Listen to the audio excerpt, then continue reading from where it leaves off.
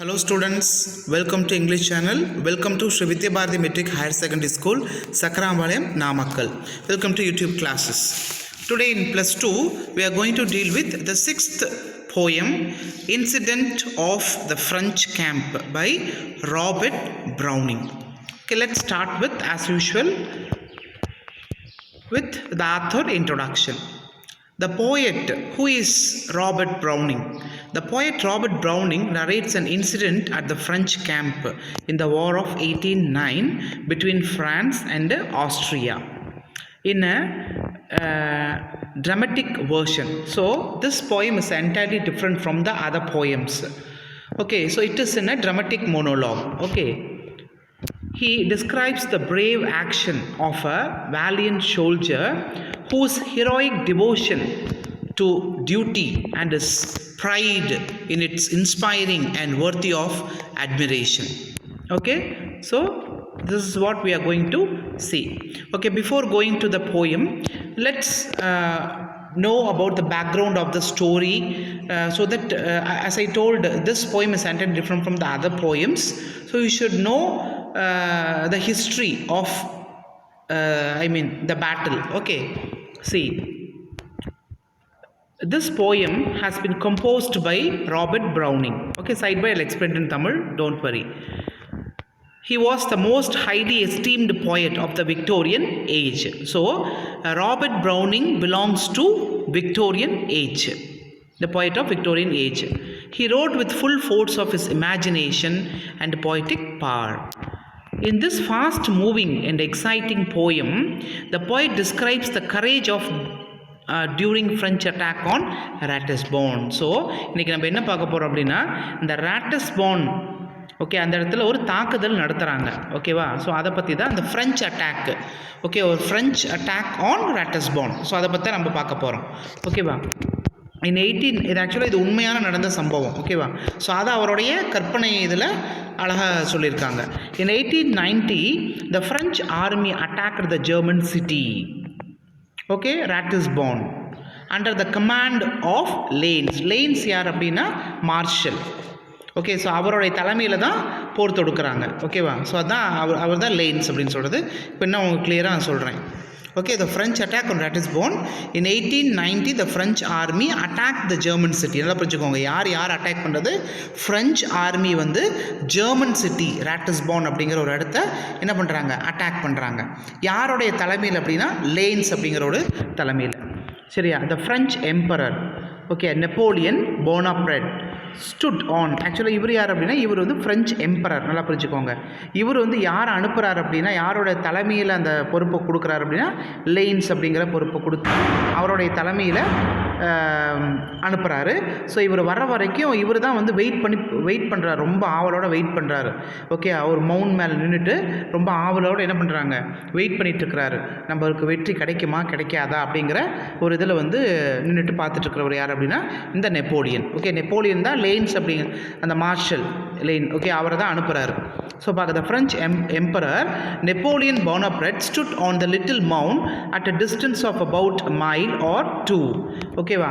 So ஒரு 2 மைலுக்கு பின்னாடி நின்று ஒரு மவுண்ட் மேலே நின்று பார்த்துட்ருக்கிறாரு. ஓகே, என்ன நடக்குது, எப்படி வார் போயிட்டுருக்கு அப்படிங்கிறத பார்த்துட்ருக்கிறாரு. நம்மளுக்கு வெற்றி கிடைக்குமா கிடைக்காதா, இது எல்லாம் வந்து just he was thinking, okay, with his deeply wounded imagination அப்படின்னு சொல்லலாமா? ஓகே, அப்படி சொல்லிக்கலாம். ஓகே, ரொம்ப ஒரு மனசெல்லாம் ஒரு மாதிரி படபடப்போட ரொம்ப ஒரு காயத்துக்கு நடுவில் நின்று எப்படி இருக்கும் அந்த மாதிரி ஒரு அடுத்து என்ன நடக்கும் அப்படிங்கிற மாதிரி யோசிச்சுட்ருக்காரு. About a mile or two he seemed greatly disturbed, எப்படின்னா ரொம்ப டிஸ்டர்ப் ஆகியிருக்காரு. and quite eager to know about the results of the battle. Okay, கண்டிப்பாக வந்து நம்ம ஜெயிப்போம் அப்படிங்கிற ஒரு நம்பிக்கை இருந்தாலும் அதே சமயத்தில் என்னது, ஒரு பயமும் ஒரு படபடப்பும் நிறையவே அவருக்கு இருக்குது. ஓகே, அந்த மவுண்ட் மேலே நின்று பார்த்துட்ருக்காரு. while he was engaged in intense thinking, அதே சமயத்தில் அவர் மைண்டு பூரா என்ன சொன்னேன், ஃபுல் ஆஃப் டிப்ரெஸ்ட் தாட். ஓகேவா? அந்த மாதிரி a rider appeared from the clouds of smoke and fire. So ஒரு அல்லது 2 மைலுக்கு தூரத்தில் இவர் அந்த மவுண்ட் மேலே நின்று பார்த்துட்டு இருக்கக்குள்ள ஒரு சடன் ஒரு ஸ்மோக் எழுப்புது. அப்போ நீங்கள் இந்த பேட்டல்லாம் இந்த பாகுபலி படத்தில் நிறைய இந்த பேட்டல்ஸ் எல்லாம் பார்த்துருப்பீங்க. ஸோ அந்த சடன் அந்த ஸ்மோக் ஏற்படுத்துது. ஓகேவா? இப்போ பாருங்கள், அந்த ஹார்ஸ் ரைடிங் பண்ணக்குள்ள அந்த வேகமாக அந்த ஸ்பீடு வரக்குள்ள அந்த ஒரு புகை, அந்த டஸ்ட்டு வந்து அப்படியே புகையாக இதாக இருக்கும். ஸோ அந்த டஸ்ட்டில் இந்த ஒரு குதிரைப்படை ஓடி வந்து அந்த டஸ்ட் எப்படி ரோல் பண்ணிடும்னா அந்த மாதிரி ஒரு ஸ்மோக் வந்து அங்கே எழும்புது. ஓகே, அவர் கண்ணுக்கு தெரியுது. Okay, he happened to see that smoke.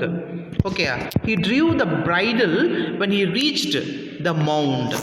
Okay, அப்படின்னா அந்த மவுண்டை ரீச் பண்ணிக்கிட்டே அவ்வளோ வேகமாக அந்த ஷோல்ஜர் வந்து அங்கேருந்து வராரு. சரியா? அவர் யார்? அவர் தான் அந்த நான் சொன்ன இந்த ஜெயின். ஓகேவா?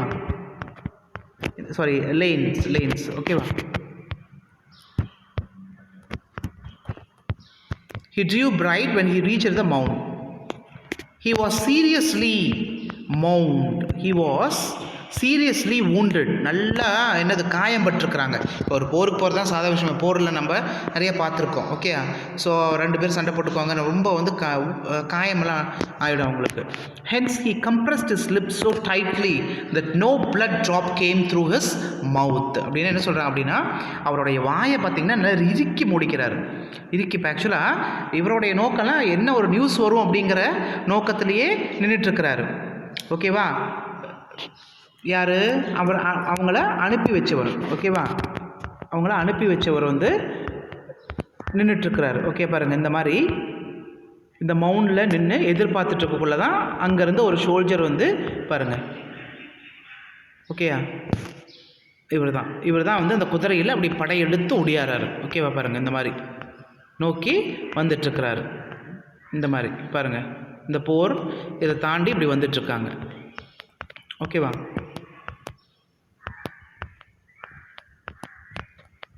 ஸோ அந்த நெப்போலியன் ப்ரோனார்பட் வந்து அந்த மவுண்டில் நின்றுட்டுருக்காரு இல்லையா நெப்போலியன்.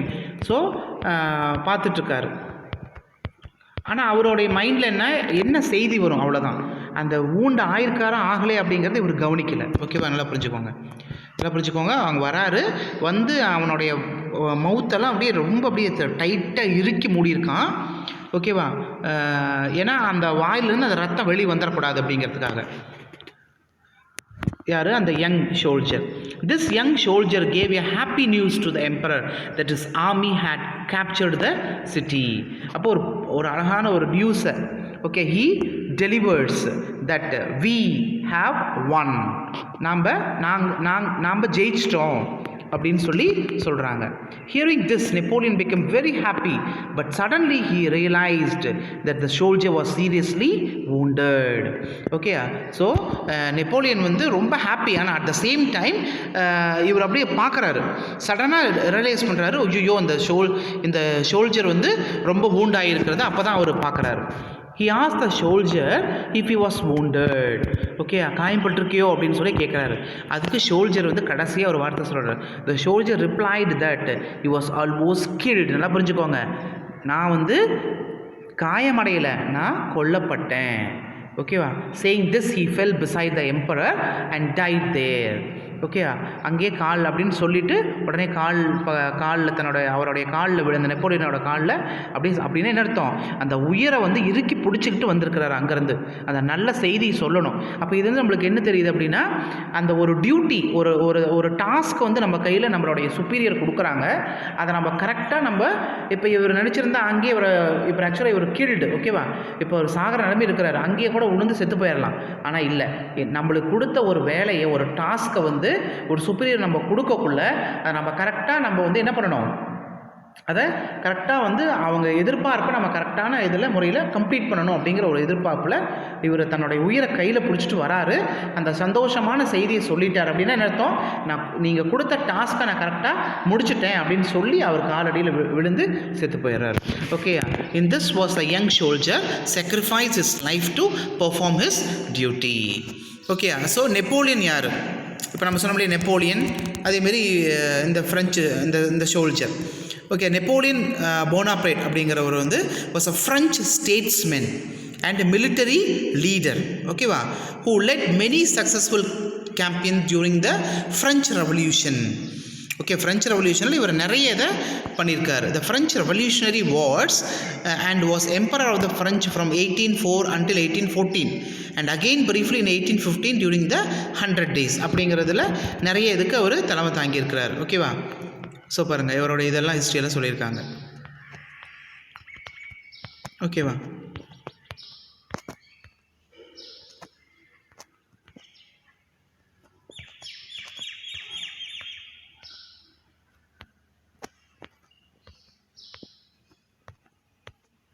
Okay, Napoleon Bonaparte. இந்த கழுகு பார்க்குறீங்க இல்லையா? ஸோ இந்த கழுகு தான் வந்து அந்த ஃப்ளாகில் இருக்கக்கூடிய ஒரு சிம்பிள். நல்லா புரிஞ்சுக்கோங்க, இந்த ஃப்ளாகில் இருக்கக்கூடிய ஒரு சிம்பிள். சரி, இப்போது இதனோட ஹிஸ்ட்ரி பார்ப்போம். பவேரியா அப்படின்னு நம்ம சொன்னோம். Bavaria officially the free state of Bavaria is the landlocked state of Germany, occupying its southern eastern corner with an area of 70,550.19 square kilometers. இப்போ ஆக்சுவலாக பவேரியா அப்படிங்கிறது எங்கே இருந்தது அப்படின்னா ஜெர்மன் சிட்டியில். ஓகே, இப்போ இந்த பவேரியாவை தான் அவங்க என்ன பண்ணிட்டாங்கன்னா கேப்சர் பண்ணிடுறாங்க. ஓகேவா? ஸோ அந்த காலகட்டத்தில் வந்து பவேரியா அப்படிங்கிறது வந்து ஜெர்மனில் இருக்குது. இப்போ ஜெர்மனியும் ஃப்ரான்ஸும் வந்து ஒரு என்ன சொல்கிறது, ஒரு ஃப்ரெண்ட்லி கண்ட்ரீஸ்னு வச்சுக்கோமே, ஒரு ஃப்ரெண்ட்லி கண்ட்ரீஸ். அப்போது இவங்க வந்து அவங்கள மீட்டு கொடுத்தாங்க. சரியா? Square kilometre is the largest German state. Okay, Bavaria அப்படிங்கிறது ஒரு ஜெர்மன் ஸ்டேட். நல்லா புரிஞ்சுக்கோங்க. Okay, Austria. ஓகே, இவங்களை இந்த பவேரியா வந்து யார் கேப்சர் பண்ணியிருந்தது அப்படின்னா ஆஸ்ட்ரியா வந்து கேப்சர் பண்ணியிருந்தது. ஓகே, அப்போ வந்து யார் ரெண்டு பேரும் ஃப்ரெண்ட்லி கண்ட்ரீஸ் இருந்தாங்க? பவேரியா அப்படிங்கிற அந்த ஜெர்மனியும் ஃப்ரான்ஸும் ஃப்ரெண்ட்லி கண்ட்ரீஸ். ஓகே, பவேரியாவை கேப்சர் பண்ணியிருந்தது யார்? ஆஸ்திரேலியா. ஓகே, ஸோ அவங்க கேப்சர் பண்ணியிருந்தது. அப்போ இந்த ஆஸ்திரியாவை தான் போர் தொடுக்கிறாங்க ஃப்ரெஞ்சு பண்ணி ராட்டிஸ்போனை இது பண்ணுறாங்க. ராட்டிஸ்போனில் போர் தொடுத்து அவங்கள தோக்கடிக்கிறாங்க. ஓகேவா? ஸோ ஃப்ரான்ஸ் வந்து ஃப்ரெண்ட்லி நேஷன். ஓகேவா? Okay, let's see. பாருங்கள், incident of the French camp by Robert Browning. So பாருங்கள், so often before going to the text or context, we'll start with the warm-up session. So here you can see the different picture they have given. So நீங்கள் கேட்கலாம், sir இதுக்கு இந்த பிக்சருக்கும் அதுக்கு என்ன சம்மந்தம்? நல்லா பாருங்கள். இப்போ நம்ம so far what I said to you is related to the soldiers, war, nation, இதை பற்றி தான் சொன்னேன். அப்போ செஸ் அப்படின்னாவே உங்களுக்கு மைண்டில் வந்திருக்கும். ஓகேவா? ஸோ நம்ம செஸ் விளையாடக்குள்ள இப்போ ஃபஸ்ட்டு இது என்னது? King, second queen, third bishop, night, அதேமாரி ரூக்கு ஆர் காசில் நம்ம சொல்லுவோம். ஓகே, காசில் இப்போ பார்த்தீங்களா, அந்த காசில் இப்போ ஃபஸ்ட்டெல்லாம் உங்களுக்கு புரிஞ்சிருக்காது. அது காசில் ரூக்குன்னு சொல்லுவோம். ஆனால் அது பாரு, அந்த ஃபஸ்ட்டு போய் நம்ம 12th காசில் படித்தோம். ஓகே, பாருங்கள், அதே மாதிரியே இருக்கா? அது அந்த ரூக், அதுதான் காசில். Next pawns. ஸோ பாருங்கள், have you played chess or watch the game carefully? பார்த்துருக்கீங்களா அப்படின்னு கேட்குறாங்க. நான் identify the chess pieces and complete the table below, discuss the role of each piece in the game அப்படின்னு சொல்லியிருக்கிறாங்க. ஆக்சுவலாக ஏன் வந்து இங்கே பாருங்கள், from ancient India to the computer age, the military has used chess as both a metaphor and even as training for warfare. Chess began in 6th century in India. இந்தியாவில் தான் இதாச்சு. as a 64 square board game called சதுரங்கி அப்படின்னு சொல்லுவாங்க. Okay, Chathuranga அப்படின்னு சொல்லுவாங்க. இப்போ நம்ம chess அப்படிங்கிறத இந்தியன் நேம் வந்து என்னென்னா சதுரங்கி அப்படின்னு சொல்லுவாங்க. இது சதுரங்கான்னு சொல்லியிருக்கிறாங்க. Precisely molded on the military forces of the day. So இந்த கேமே பாருங்கள், இதை வச்சு தான் உருவாயிருக்குது. ஓகேவா? பாருங்கள், French attack on German city of Ratisbon. இப்போது ஃப்ரான்ஸும் இவங்க எல்லாம் வந்து இப்போ ஃப்ரெஞ்ச் அட்டாக் வந்து எது மேலே இருந்தது அப்படின்னா ஜெர்மன் சிட்டி ஆஃப் ராட்டிஸ்போன். சரியா? Actual incident in the war in 1819, France and Austria. Here the poet describes the victorious action of brave soldier whose loyalty to the nation is worthy of admiration.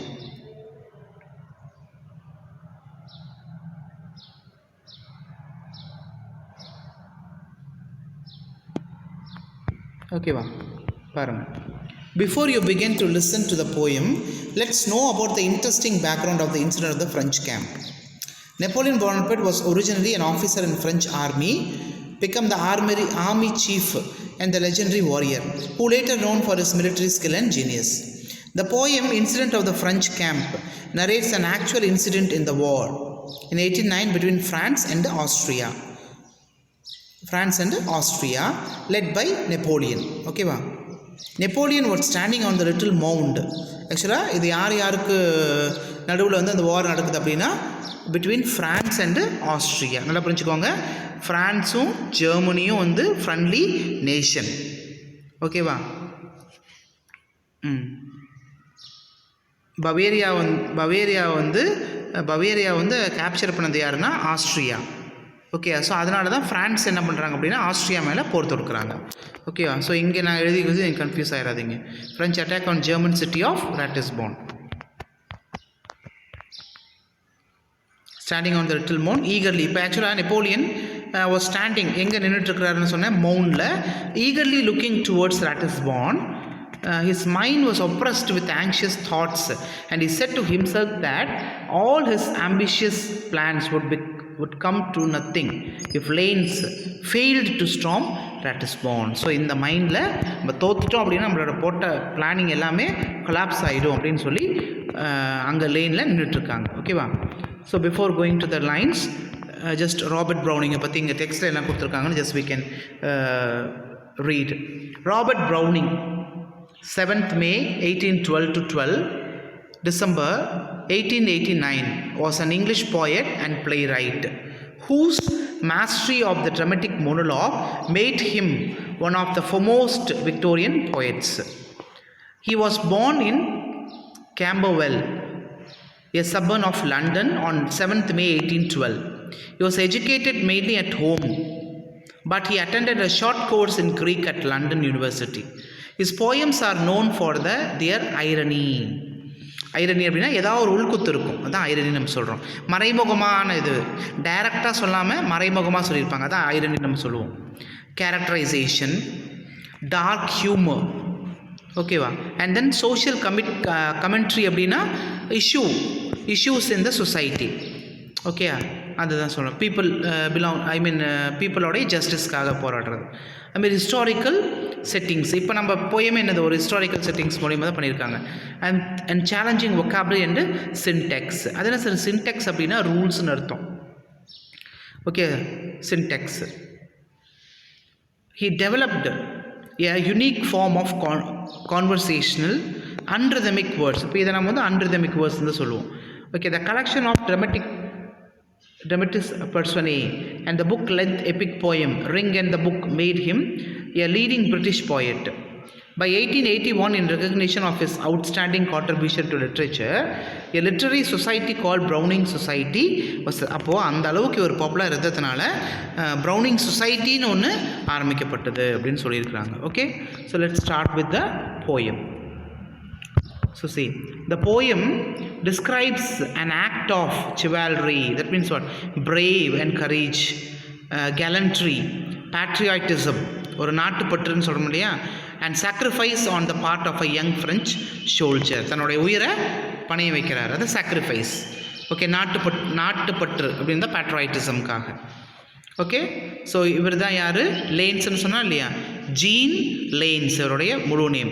Marshal of the Empire, டேரியன் என்ன சொல்கிறான், daring and talented general.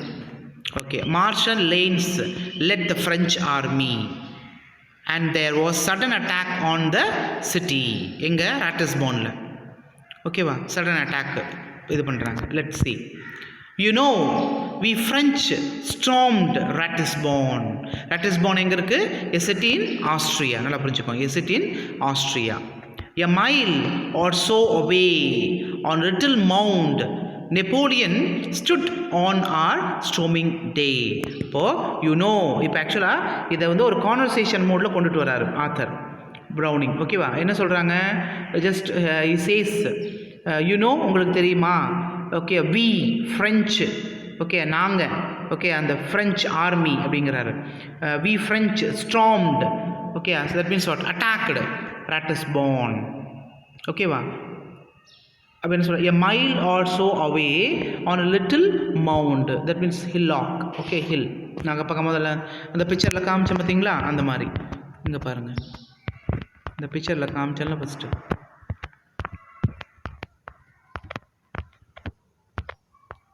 பாருங்கள், இந்த மாதிரி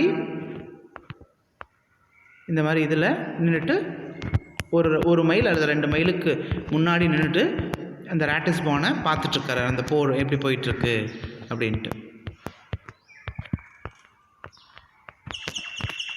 okay, பாருங்கள். A mile or so away on a little mound, Napoleon யார்? The French emperor stood on our storming day. அப்படின்னா storming day அப்படின்னு சொல்லலாம், டே ஆஃப் அட்டாக். ஓகே, அந்த நாளில் அவர் அந்த மவுண்ட் மேலே நின்றுட்டு இருக்கார். ஓகேவா? வித் நெக் அவுட் த்ரஸ்ட் அப்படின்னு அர்த்தம். ஓகே, அது என்ன வித் நெக் அப்படின்னா, இப்போ நான் நல்லா சொல்ல முடியா, நெஞ்சை நிமித்திக்கிட்டு, ஓகே, தலையை இக்கிக்கிட்டு. இப்போ ஆக்சுவலாக அவர் என்ன, what he is doing, he is just வாட்சிங். Okay, what is going on. Okay, இந்த ராட்டிஸ்பான், அந்த ராட்டிஸ்பானில் என்ன போயிட்டுருக்கு அப்படிங்கிறத கழுத்தை இக்கி, ஒரு மவுண்ட் மேலே நின்று கழுத்தை இக்கி அந்த பக்கம் 1 மைல் 2 மைலுக்கு நடக்கிறத அப்படியே பார்த்துட்ருக்காரு, கழுத்தை இக்கி. Okay, with neck projected formed அப்படின்னு அர்த்தம், ஃபார்வர்ட். ஓகே, அது அதுக்கு அர்த்தம்.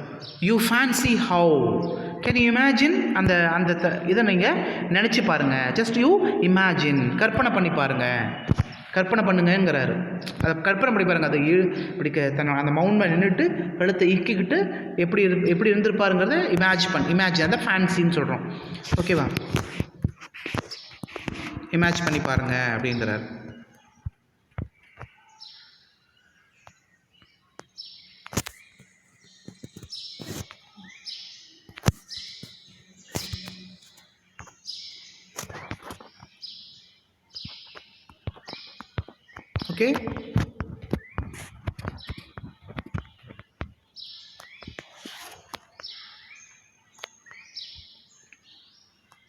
Okay, just imagine அப்படிங்கிறார்.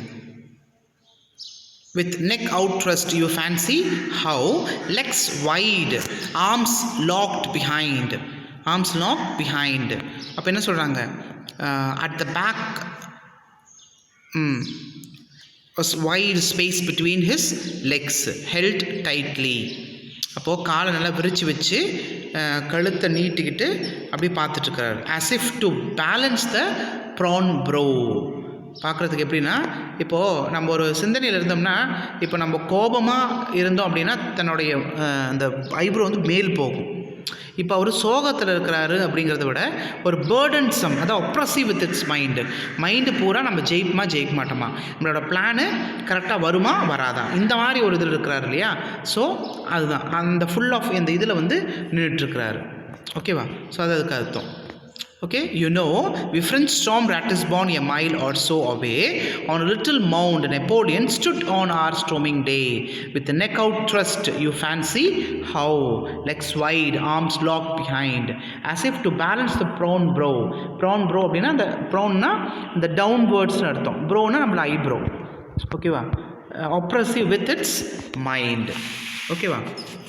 ஸோ அந்த ஃப்ரெஞ்சு படைகள் ஆஸ்திரேலியாவில் உள்ள அந்த ராட்டிஸ்பான் அந்த ஒரு இடத்துல அந்த மார்ஷல் லேன்ஸ் வந்து தலைமையில் தாக்குதல் போயிட்டுருக்கு. அப்போ அந்த ஃப்ரெஞ்சு சக்கரவர்த்தியான அந்த நெப்போலியன் வந்து 1 மைல் தூரத்தில் உள்ள அந்த மண்மேட்டில் என்ன பண்ணுறாரு, ஒரு வருத்தமான மனநிலையில் இருக்கிறாரு. கழுத்தை நீட்டிக்கிட்டு கால்களை அகலமாக விரிச்சுக்கிட்டு கைகளை பின்னால் கட்டிக்கிட்டு என்ன பண்ணுறாரு, கீழே தாழ்த்தி கடின மனத்துடன் இருக்கிறார். ஓகே, ரொம்ப ஆப்ரஸ்டிவ் இதில் இருக்கிறாரு அப்படின்னு அர்த்தம். ஓகேவா? ஸோ நெக்ஸ்ட் பாருங்கள். ஈகர்லி, ஃபஸ்ட்டு நான் என்ன கொடுத்துருக்கேன் ஹெட்டிங் அப்படின்னா, Marshal Lannes led the French army and there was sudden attack on the city அப்படின்னு எழுதிக்கோங்க. இப்போ அடுத்ததுக்கு வந்து eagerly waiting to flutter the French flag over the German city. இதில் எப்போவுமே அந்த நம்ம ஜெயிச்சிட்டோம் அப்படின்னா அந்த ஃப்ளாக் நம்ம இதில் அந்த இடத்துல நம்ம நாட்டிக்குவோம் இல்லையா, அந்த மாதிரி பார்க்கலாம். Just as perhaps he abused my plans that soul அப்படின்னு அர்த்தம். ஜஸ்ட் ஹேப்ஸ் பர்ஹாப் ஹி மியூஸ்ட் அப்படின்னா அவருடைய அந்த எண்ணங்கள் எப்படி இருக்குது, ரொம்ப டீப்பாக ஒப்ரஸ்டிவ் மைண்டில் இருந்துன்னு சொன்னோமா இல்லையா, ரொம்ப deep, he was thinking deeply, ரொம்ப டீப்பாக திங்க் பண்ணிட்டு இருக்கிறார். என்ன அப்படின்னா என்னோட பிளான்ஸ் வந்து okay, my plans, my objective to conquer my enemies அப்படிங்கிற அர்த்தம். ஓகே, எழுதியிருக்கேன் பாருங்க, நோட் பண்ணிக்கோங்க. My objective to conquer my enemies, அதான் மை பிளான்ஸ். தட் சோல் அப்படின்னா வில் ஹேப்பன், நடக்குமா, என்னுடைய என்ன சொல்கிறது, நான் பிளான் பண்ண விஷயம் நம்ம ஜெயிச்சுட்டா நடக்குமா நடக்காதா. ஓகே, அதான் டு earth may fall, அதான் will it happen or it collapse அப்படின்னு சொல்கிறாரு. let once my army leader lanes beaver at yonder wall. ஓகேயா, இதோ ஒரு கையசைச்சு அந்த இதை சொல்ல மாட்டாரா அப்படிங்கிற மாதிரி சொல்ல. let once my army leader lanes, Napoleon's army general, அதான் Lannes. Okay, waver at yonder அப்படின்னு அர்த்தம். வேவர்னா begin to give away. Okay, at yonder, over there, yonderனா over there, the wall that protected the city of Ratisbon. Okay, அந்த வால், அதான் yonder wall. outwixt the battery smokes there. So அந்த இதுக்கும் நடுவில், ஆக்சுவலாக பிட்வீனுங்கிறது தான் இந்த விக்ஸ்ட் அப்படின்னு அர்த்தம். இது ஓல்டு இங்கிலீஷில் யூஸ் பண்ணாங்க, இப்போ பண்ணுறது கிடையாது. Okay, outwixt the battery smokes there flew a rider bound on bound அப்படின்னு அர்த்தம்.